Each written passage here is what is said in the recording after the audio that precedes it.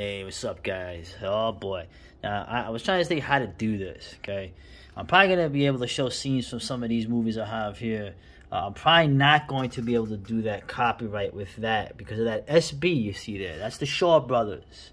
Run Shaw, who passed away a couple years ago. Lived to 106.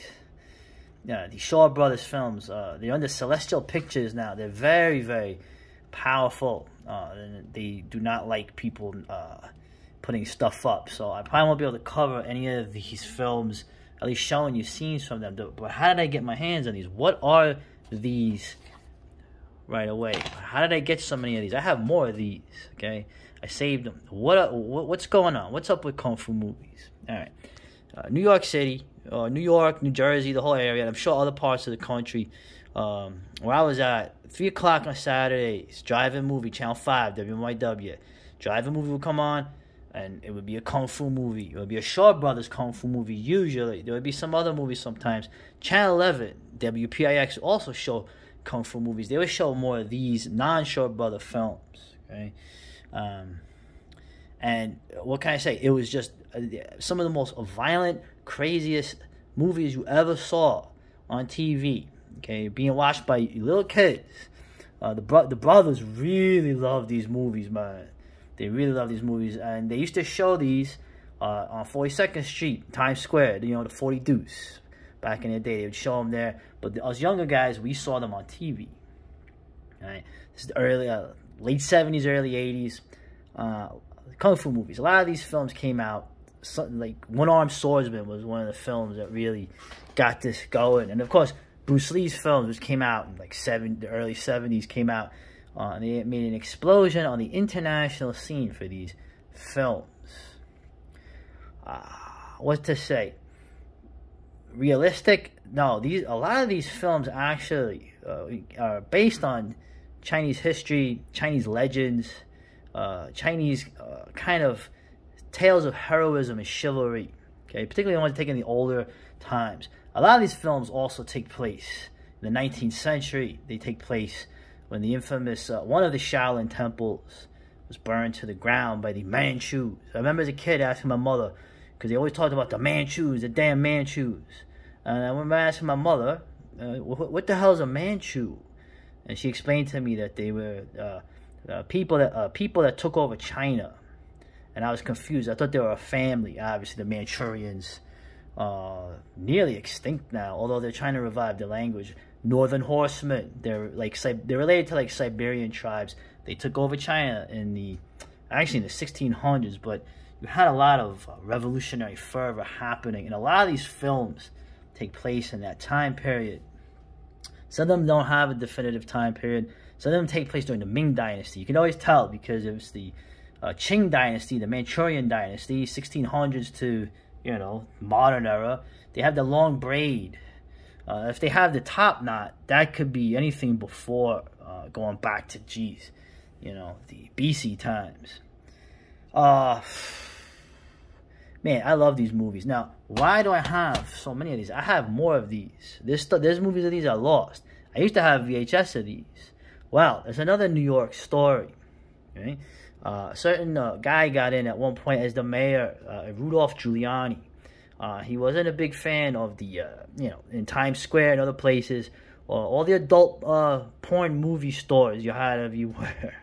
Right?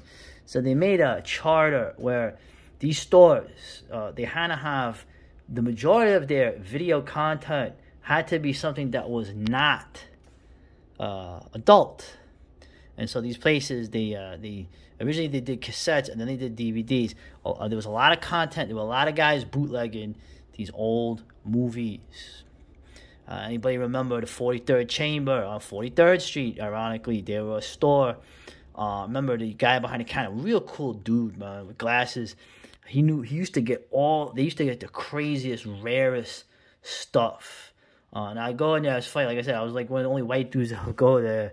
And the brothers in there were like, you know, some of them, I never had a problem, but you could tell they didn't like me there. But that dude was cool. And they used to argue like they were arguing in the barbershop.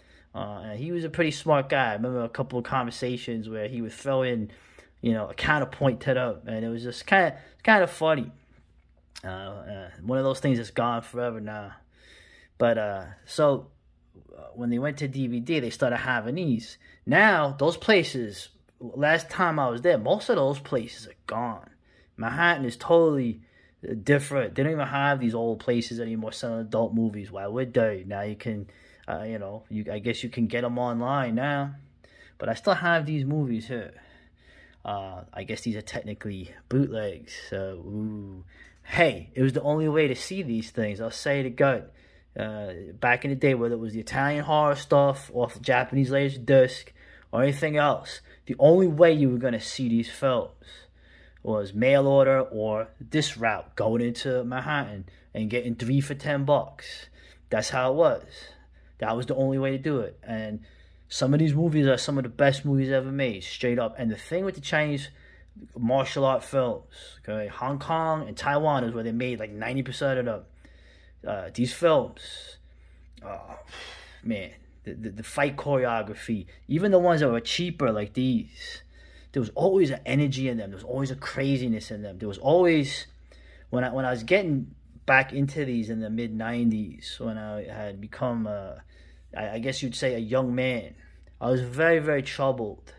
And one of the things I had remembered as a kid were the Kung Fu movies, watching them and enjoying them. And then when I saw them later as a very fatalistic 20-year-old, the themes in these films, very fatalistic films. Okay, these were movies made for a working class audience, a lot of justice in them, but a lot of endings ended with the heroes going down. Okay, they would get revenge and they would get destroyed at the end, or they would die getting revenge, or sometimes usually if they escaped, they had to run for their lives at the end, even when they won. Okay, and as you know, eventually, especially the films dealing with the Shaolin Rebels, we all, there was different Shaolin temples, but the famous Shaolin temple, we all know what happened to it. The government burned it down in the early 1700s and killed most of the people. But the few people that escaped became like folk legends. Hong Si Quan, Feng Si Yu, right? Hu Wei Chen. And of course, a descendant of them, Wang Fei Hong, right? All the Chinese people know. And of course, Wang Fei Hong became more famous later in the Shu Hart movies, like Once Upon a Time in China, in the Hong Kong scene. Most of these are from before that Hong Kong scene. The Shaw Brothers was based in Hong Kong, but they were based all over. A lot of these films, like I said, were shot in Taiwan. So anyway, that's a little overview of the Kung Fu collection I have. Another thing, too, I'll say real quick. I always remember, like, everyone makes fun of the dubbing. I think the dubbing, I mean, for the most part, especially the Shaw Brothers ones, the dubbing is brilliant, okay? And the dubbers had an advantage because of the British, obviously the Hong Kong was a British territory.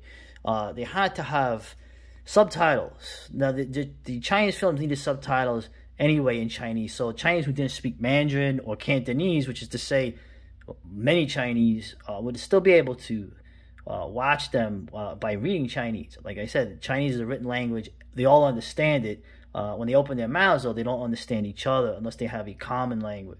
Right? But the British, in order, for whatever reason, I guess to not have subversive messages in there, they wanted English translations in the subtitles.